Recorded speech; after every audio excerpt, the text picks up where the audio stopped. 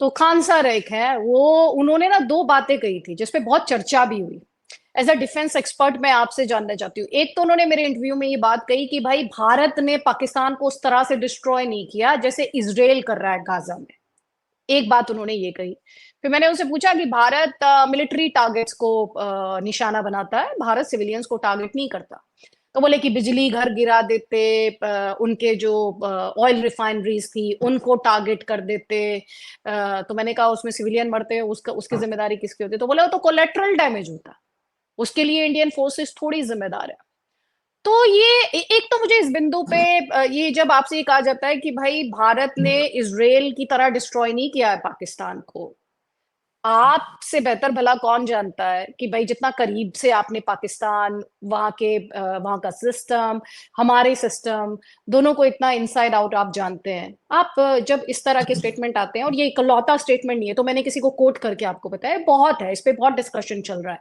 इसीलिए ये भी कहा जा रहा है कि भाई भारत ने सरेंडर कर दिया। कई लोग ऐसे हैं जो यहाँ की लीडरशिप को टारगेट करने के लिए कह रहे हैं इंडिया ने सरेंडर कर दिया, बल्कि और डिस्ट्रॉय करना चाहिए था। ये कहना है, एक स्कूल ऑफ थॉट का ये कहना है। मैम, इसको भी मैं थोड़ा तफसील से बताऊंगा, थोड़ा डिटेल में बताऊंगा। जी जी बिल्कुल। इजराइल गाजा और भारत पाकिस्तान को कंपेयर नहीं किया जा सकता। Gaza is not a regular organise standing army of a nation. Gaza जो है एक आतंकी ग्रुप है, हमस, और गाजा के पास में स्टैंडिंग आर्मी, एयरफोर्स, नेवी नहीं है। गाजा के पास में न्यूक्लियर वेपन्स नहीं है। गाजा के पास में sport in the immediate vicinity बहुत कम है। गाजा एक सिर्फ अपना अंडरहैंड डीलिंग्स पे अपना देश उस इलाके को चला रहा था। और इजराइल के पास गाजा की एक एक खबर है, क्योंकि इजराइल कुछ देर पहले गाजा में घूम फिर रहा था और अभी भी उनके एसेट्स हैं। तो इन दो चीज़ों को कंपेयर करना ठीक नहीं है। अभी आता हूँ बात, जो बड़ा सवाल आपने किया कि क्या इंडिया ने ऑप संदूर का युद्ध पूरा अपना अचीव होने से पहले रोक दिया? क्या हम थोड़ा और आगे जा सकते थे? क्या पाकिस्तान को और मिलिट्री और इकोनॉमिक नुकसान पहुंचा सकते थे? तो उसका जवाब मेरा ये है, हम जब भी कोई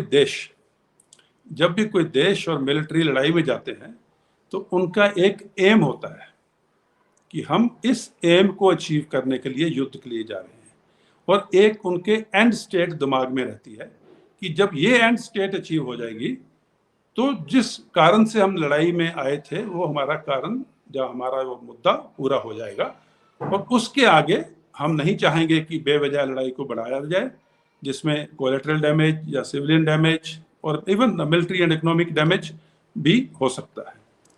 तो इंडिया जब लड़ाई में गया, जब 6-7 की रात को 1:05 में हमला शुरू हुआ, रात के 1:30 पे जो एडीजी पीआई ने एक ट्वीट किया था जिसमें उन्होंने बोला operation संदूर, the justice is served, और उसी में एक स्टेटमेंट आई थी कि हमारा मुद्दा सिर्फ terror organisation, terror installation, terror headquarters जिन्होंने पुलवामा को अंजाम दिया है और बाकी टेररिस्ट ऑर्गेनाइजेशन को, टेररिस्ट इंसिडेंट्स को अंजाम दिया है, हमारा मुद्दा सिर्फ उन्हें टारगेट करना है। दूसरी बात कही गई थी, हमारा मुद्दा नहीं है कि हम मिलिट्री इंस्टॉलेशन को टारगेट करें। तीसरी बात कही गई थी कि हमारा मुद्दा नहीं है कि हम सिविलियन को टारगेट करें। और चौथी बात कही गई थी कि हम नहीं चाहते कि ये लड़ाई बढ़े या इसकी एस्केलेशन हो। हम एस्केलेशन लैडर की तरफ जाना नहीं चाहते। हमारा सिर्फ लिमिटेड एम है कि टेररिस्ट ऑर्गेनाइजेशंस को हिट करना। अभी इसमें क्या ये लड़ाई थी जो पहला हमने अटैक किया, जो हमने टेररिस्ट ऑर्गेनाइजेशंस को नष्ट किया या टेररिस्ट हेडक्वार्टर को नष्ट किया? क्या वो लड़ाई थी? Was it a war? तो इसके बारे में आपका ध्यान मैं थोड़ा पीछे ले जाना चाहता हूँ। करीब 15 साल पहले जब ओसामा बिन लादेन ने यूएसए के वर्ल्ड ट्रेड सेंटर के ट्विन टावर्स को अटैक किया था, वो एक आतंकी हमला था।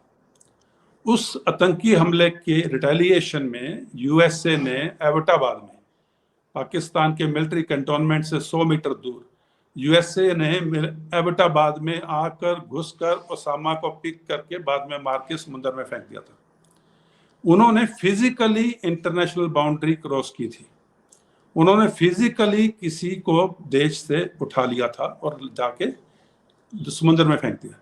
वो एक्ट ऑफ वॉर नहीं कहलाया था, वो सिर्फ retaliation to World Trade Center या 9/11 की रिटेलिएशन या उसका बदला कहलाया था, और वो crossing of international boundary act of war नहीं था। सिमिलरली जो हमारे आतंकी ठिकानों के खिलाफ हमले थे वो एक्ट ऑफ वॉर नहीं थे, वो एक रिटेलिएशन थी पहलगाम अटैक, टेररिस्ट अटैक के खिलाफ। और उसके बाद में हमारी तरफ से आगे कोई कार्रवाई नहीं होनी थी जिसका हमने डिक्लेयर किया था। Our aim and end state was declared कि हम, ये हमारा एम था और ये हमारी एंड स्टेट है कि हम आगे नहीं चाहते कि लड़ाई बढ़े। उसके बाद में पाकिस्तान ने मिलिट्री बारूद या मिसाइल्स या ड्रोन्स इंडिया की धरती में डाले, जिनको टारगेट किया गया मिलिट्री इंस्टॉलेशंस को, टारगेट किया हमारे सिविलियंस को। वो एक्ट ऑफ वॉर है। जब आपका मिलिट्री हार्डवेयर दूसरे देश के मिलिट्री इक्विपमेंट या इंस्टॉलेशन को टारगेट करे या दूसरे देश के सिविलियन को टारगेट करे एक मिलिट्री के द्वारा, वो एक्ट ऑफ वॉर है, यानी कि वो लड़ाई की घोषणा है। तो पाकिस्तान वाज द अग्रेसर इन दिस केस। पाकिस्तान ने जंग शुरू की, हमने सिर्फ रिटेलिएट किया था। और उस जंग के एक और जो बात इतिहास में पहली बार हुई कि एक न्यूक्लियर देश 72 घंटे में एयर डिफेंस बिल्कुल विफल हो गया, एयरफोर्स बिल्कुल ग्राउंडेड हो गई। उसके बाद में हमारे डिफेंस फोर्सेस ने उनके 13 ठिकानों पे हमले किए, 11 airbase, including some very sensitive and strategic air bases and assets. हमारी एक भी अटैक को वो इंटरसेप्ट नहीं कर पाए।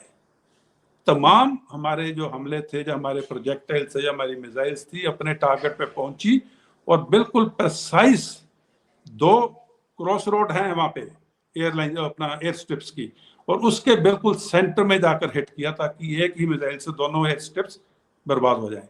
और जैसे पहले टारगेट भी हमने जो टेररिस्ट टारगेट चुने थे, उनका भी एक्यूरेसी इतनी थी कि जहां पे वो परिवार बैठा है वहां पे जाके, चाहे वो अंडरग्राउंड था, वहां पे जाके वो फटे।